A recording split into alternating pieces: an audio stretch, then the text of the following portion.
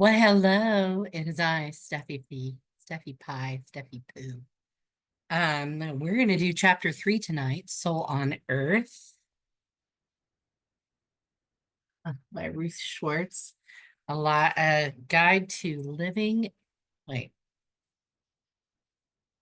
a guide to living and loving your human life by Ruth L. Schwartz. Um, okay. So, um, yesterday's was pretty straightforward. Just like, okay, the non-physical, like we yeah, the non-physical. I mean, we do it all the time when those things happen, that's like, how did that just happen? Like you think about somebody and they make a phone call and they call you. That happened yesterday. It's weird. Um, um, or like having an imaginary friend as a kid. You know, anyway. So we all can do it, basically, is what chapter 2 is about. Pretty sure. Okay, chapter 3. Accessing higher consciousness. It's going to be a good one. You can't solve a problem from the same level of thinking with which you created it. Oh, Albert Einstein. That's a good one. When we wish to transform our own psyches and consciousness, we encounter the truth of Einstein's words. The wounded, distorted, limited parts of us cannot by themselves heal our wounds, correct our distortions, or dissolve our limits. Fortunately, all of us, like Einstein, have access to higher levels of being and thinking, resources that can help us heal and transform. Actually, shifting non-physical patterns is not difficult, and it doesn't have to take a long time. What usually takes much longer is a process of becoming emotionally ready and willing to experience this level of change. So, becoming emotionally ready and willing to experience this level of change. All right. Life helps us get there, of course, by bringing us the same pain again and again until, as they say in the 12-step programs, we get sick and tired of being sick and tired. Crises help us by increasing the pressure, forcing us to internal tipping points. Oh my God. But if we wish to move more quickly and less painfully toward growth and healing, it is essential to call on our higher consciousness for assistance. What is higher consciousness? There are many ways to define or describe it, but its essence cannot really be captured in words. It is us on a larger level, but its essence cannot really be, oh wait, we did that again. It's us on a larger level. It knows us as intimately as we know ourselves. Actually, it knows us much better than we know ourselves.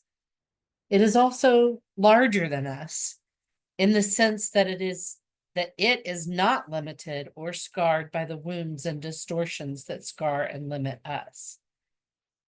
It is the timeless, essential aspect of us, which is always whole. Oh, I love that. The timeless, essential aspect of us, which is always whole. It is an aspect of the non-physical world that contains such radiant light, such deep wisdom, such profound compassion, and such vast creativity that it truly does not fit into the narrow confines offered by language. People have called it by many names, including the name God. Here's the explanation my guide has offered. Understanding higher consciousness. The place of higher consciousness is a place where all is held. Each of the 6 directions, the primal energy fields, which together comprise the universe, brings itself to this place and contributes its own particular essence, qualities, characteristics, and gifts. Everything and everyone is always held within this place. Wherever you are always at the center of 6 directions. What? Everything and everyone is always held within this place. Wherever you are, you're always at the center of 6 directions. But when you know that you are there, when you allow yourself to be conscious of how you are held, then you can make full and conscious use of all the offerings and perspectives available to you. And when you are resisting none of them, when you can welcome each one with its particular brilliance, then you are at the heart of life itself. All you have to, all of you have already experienced this place. All of you carry the memory and knowledge of it somewhere within you. That is why you are so easily able to recognize words that come to you from this place. Why such words ring true and even feel familiar to you. Because they pluck some resonant chord in your soul, which already sits in the place of higher consciousness and already knows what can be there. This, of course, exists at a level below, above, or beyond, or apart from what you know as your humanness. And your humanness often serves to obscure this knowing, yet it cannot block it out completely. If it could, you would literally not remain alive. All who are alive, even in your limited terms, all whose hearts beat, whose lungs breathe in and out, hold a life force within them. And every iota of that life force, wherever it may be found, carries within it this knowing. Lord, would it be accurate to call this knowing God? Yes, if you understand that God is not just one thing, if you understand that God, in fact, is everything. Of course, with that understanding, it would also be accurate to say that you are God. You are God currently manifesting in a human physical form on a plane of matter, of fairly dense vibration. The higher consciousness aspect of self is God manifesting on a different plane, absence of form, made of finer or higher vibrational substance. Of course, speaking in this way strips meaning from the term God, or perhaps it adds meaning, so much so as to render the term irrelevant. Humans are always looking for God, even though God is everywhere. It's as if you keep going from place to place, say from the kitchen to the bathroom, to the car, to the forest, to the jungle, to the city, sniffing and breathing and saying, is this air? Is this air? Is this air here? Of course, it is all air.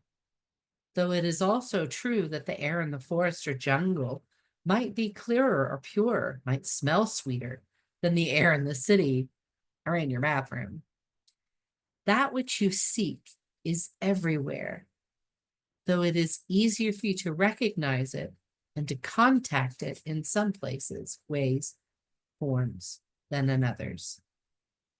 So this is like, this goes along with IFS. The self, the non-judgmental self, the God self in us. We have to be in a place. Wow, that's where healing.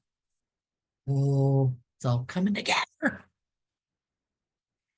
As this description makes clear, higher consciousness is as deeply embedded in us as integral to our non-physical being as our beating hearts and our breathing lungs are to our physical bodies.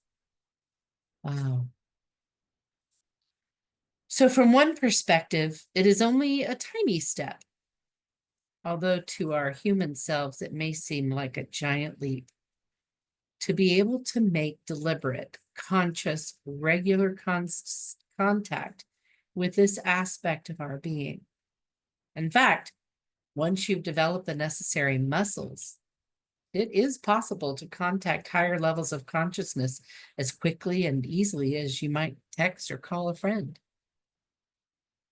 There are many ways to understand our personal friends or points of contact within the field of higher consciousness. Some of us perceive these beings as aspects of ourselves. Others experience them as external to us. Of course, this kind of binary distinction, us or not us, is always an oversimplification. The Buddhist phrase, both and, is more applicable. I like that. Higher consciousness is both us and not us. It's no wonder then that this aspect of reality is so difficult to name. Some people resonate with traditional religious terms like God, angels, or angels. Some prefer religious language like the universe, source, all that is. Some feel at home with the language of shamanism, spirit guides, helping spirits, power animals. Some coin their own terms like wisdom beings or wise ones. Some use terms like higher self, inner teacher, guide, or guidance. Some of us feel the most comfortable with the phrase larger self. I don't like that because I'm already larger. I don't want to be any larger. I don't know.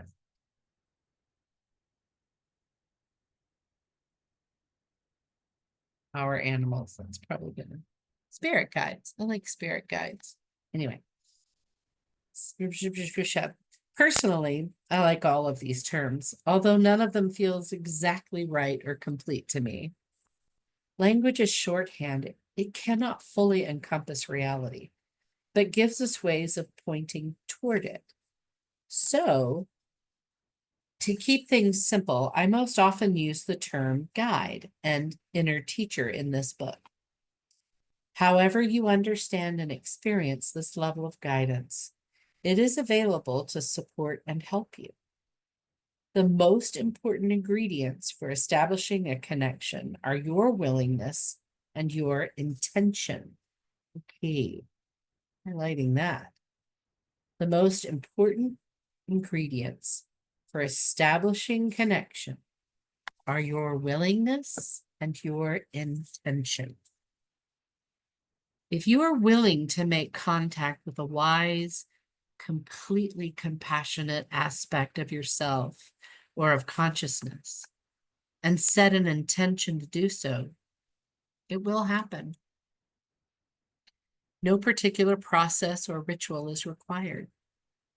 Our guides are available 24/7, and they not only make house calls, but office calls, highway calls, airplane calls, and mountaintop calls. Wherever we are, they're there too. However, since most of us have the habit of paying much more attention to physical reality than to the non-physical, a ritual may help us make the transition from what shamans call ordinary reality to the regular human level of consciousness. Oh, ordinary reality, the regular, okay, make a ritual may help us make the transformation from what shamans call ordinary reality, the regular human level of consciousness, to the state of consciousness in which we are able to hear, sense, see, or perceive the non-physical realm. The more often you connect with your guides, the easier and faster this process will become. All right. Tips for connecting with higher consciousness guidance. First, number one, choose a particular spot where you will physically sit, stand, or lie down or dance each time you want to initiate conversation with inner teachers. If your spot is indoors, you may want to clear up any clutter in that space and then intentionally decide what to put there. A cloth of some kind, either on a table or the floor, can help define the space. On it, you can place any objects that have meaning to you or feel sacred or beautiful to you. Many people like to use a candle, incense, sage, or perhaps a small vase with a flower or two to cut from their garden. Some like to create more formal altars on which they place many objects that have personal and spiritual significance to them. Others prefer to keep it simple. Number two. So one, we choose a spot. Two, take time to just be in this spot with your lit candle or with your objects. If you have chosen to put any there for at least a few minutes a day, or any objects you've chosen to put there for at least a few minutes a day, it may take a week or even several weeks of daily returning to this inner space of quietness before you're able to sense the presence of an inner teacher. In the meantime, you can take the opportunity to deepen your sense of contact with yourself, which is, of course, part of the same process. Number three, remember that this is not a chore or obligation, nor a task at which you might succeed or fail. Well, that's good she put that there because I was already hating number one. No one will be grading or evaluating your efforts or experiences, with the possible exception of you. If it feels like your critical mind might inhibit you, see if you can enlist its cooperation instead. It may become helpful. It may be helpful to develop a statement of intention for yourself and repeat it to yourself often.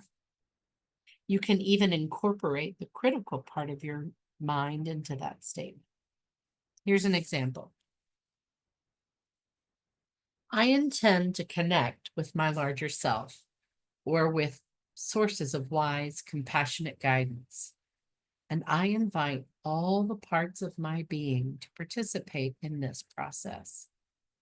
If any parts of me are not here with the energies of openness and compassion, I invite them to learn about those energies through this process and ask that they lay aside any fears or judgments that might get in the way. Since I know that I have guides already, even if I have not yet met them, I also ask my guides for help in creating a smooth, clear inner pathway to making contact with them. If in the process, this is number 4, if in the process of trying to connect to guidance, you encounter an inner voice that seems determined to keep you from making the connection, see if you can dialogue with it or sense into it to find out more about it. Is it scared? If so, what frightens it about the idea of connecting with larger consciousness? You may be able to help allay its fears. But if its fear is too strong, or if it is hostile, for instance, if it asserts that you do not have guides or you don't deserve to connect with them, then you may need to seek help from a human practitioner.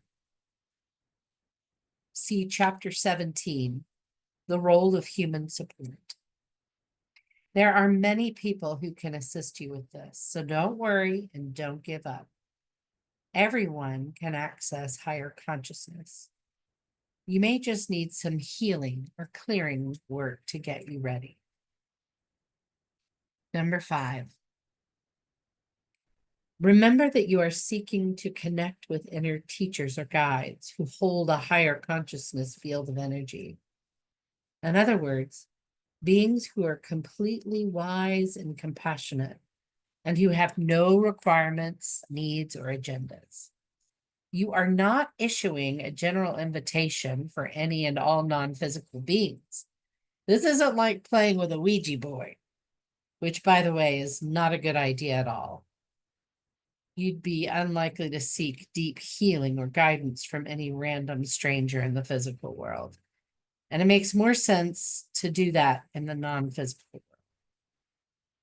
The way to ensure that any beings you contact have only your highest good as their specific soul intent is simply by clearly intending that and being very specific in your invitation.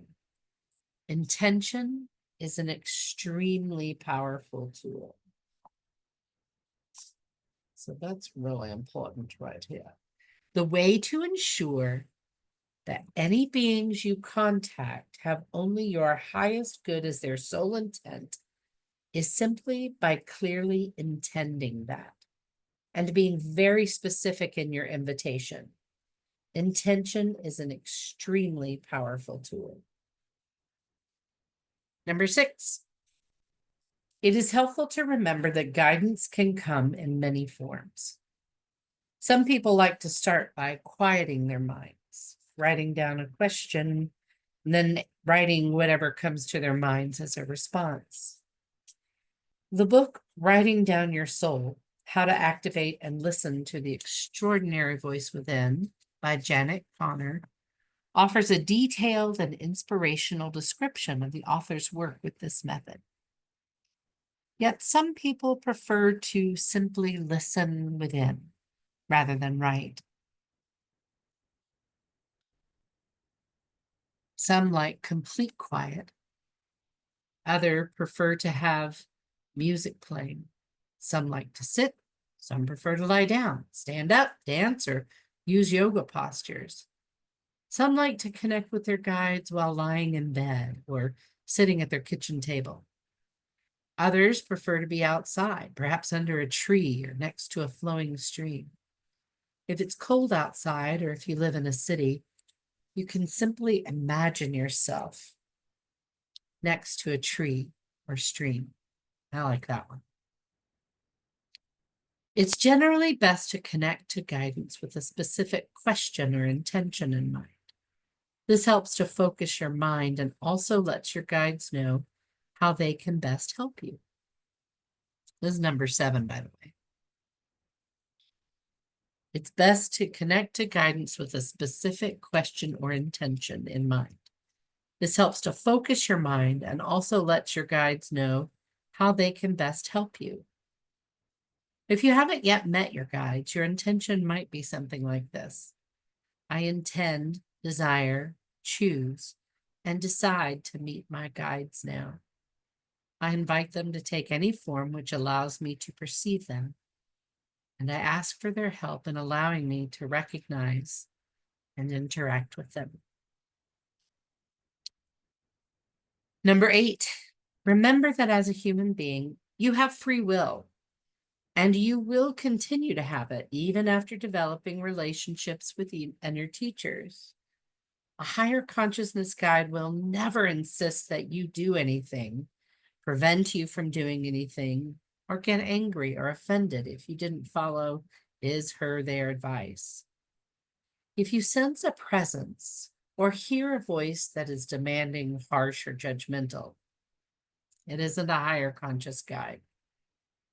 Reaffirm your attention to contact only beings who are completely compassionate, who have only your highest good as their sole intent.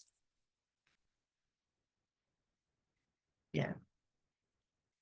Remember, we are surrounded by and filled with a field of higher consciousness, which is pure love, wisdom, and compassion. You have the absolute right and in the inherent ability to connect with beings in this field of consciousness, since in fact they are you at another level of being. They will welcome the opportunity to guide and support you.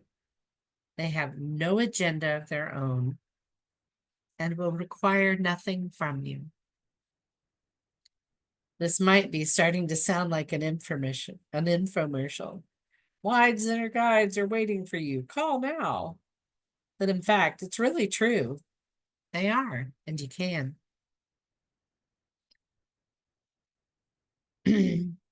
My own process for connecting with guides begins with lighting a candle, then passing a burning leaf of dried sage around my body. As I sage myself, a process often called smudging, I use a modified version of a prayer developed by Kristen Madden. I ask the smoke of the sacred herb to purify my energy, to clear me of my limitations, and to help me serve as a clear and protected channel for contact with the divine.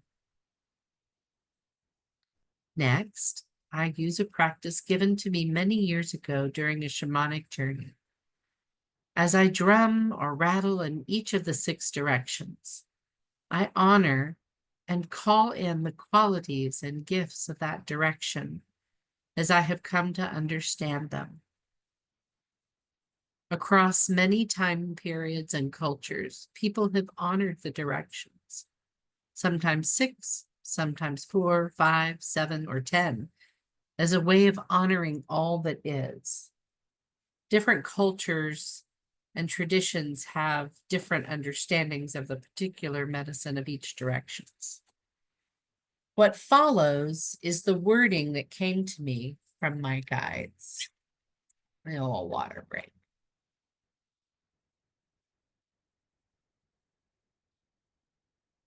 I'm doing this right before bed. My dreams are going to be awesome. The other night, I did something. Ruth and I were roommates. She was a very good roommate. Anyway, 6 directions invocation. I honor and call in the spirit of the north, which I perceive as the spirit that teaches me and gives to me through the experience of winter, through cold and darkness and night, through suffering, difficulty, hardship, and pain, and all the lessons of gifts that come to me through those channels. I honor and I honor and accept what you give me, North. And I also honor and accept what you take away.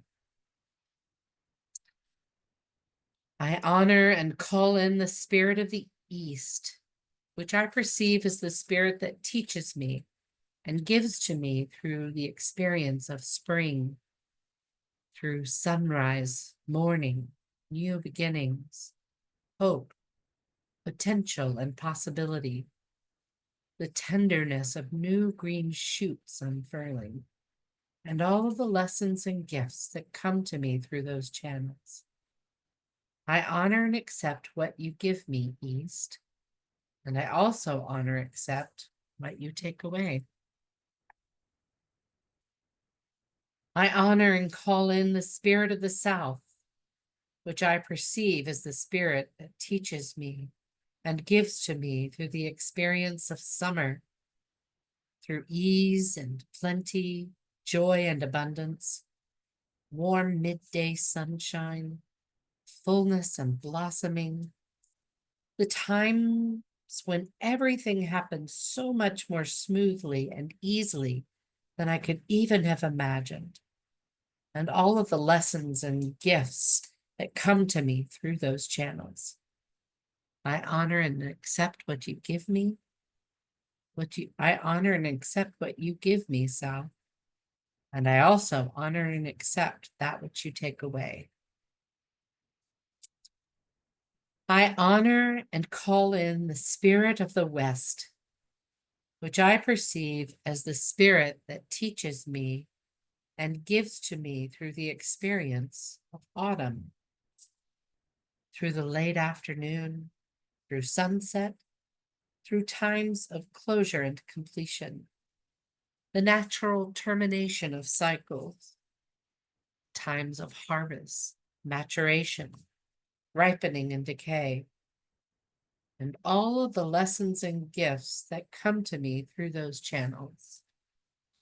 I honor and accept what you give me, West, and I also honor and accept what you take away.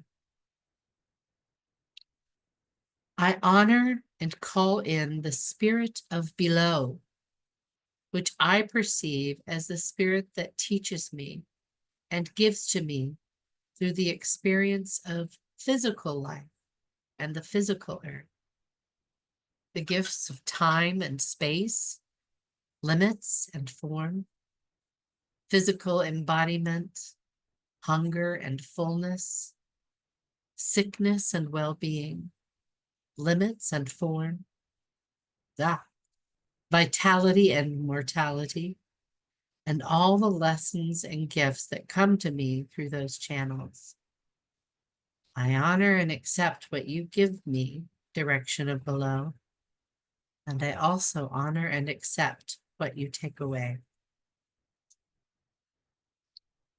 I honor and call in the spirit of above, which I perceive as the spirit that teaches me and gives to me through the experience of the timeless, eternal part of my being, the gifts of the formlessness and vastness, mystery and wonder, the absence of limits, and all of the lessons and gifts that come to me through those channels. I honor and accept what you give me, direction of above, and I also honor and accept what you take away.